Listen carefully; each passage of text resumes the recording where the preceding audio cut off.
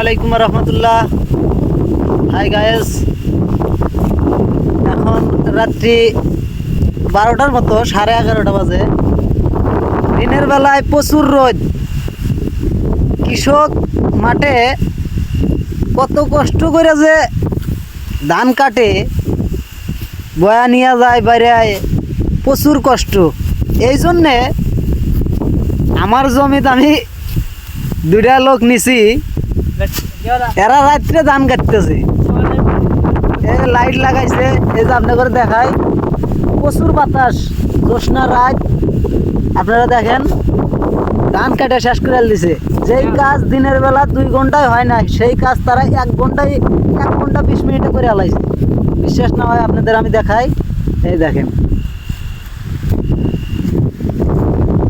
এই দেখেন ধান কাটতেছে। এই দেখেন, এই আর একজন ধান কাটে আর শেষ করে আলাইছে। এই দেখেন, দেখছেন? এই যে লাইট লাগাইছে, লাইট। এই যে জ্যোৎস্না, এখন বাতাসের কারণে মেঘের ওতে গ্যাস, তাই লাইট লাগাইছে দিনময়। এই যে খুব কাটে, খুব খুব কাটে। আচ্ছা ভাই, আপনারা এই যে রাত করে ধান কাটতেছেন, দিনের বেলা কাটলে কি হইতো?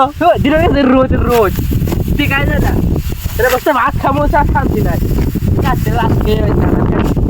দেখছেন গায়েস,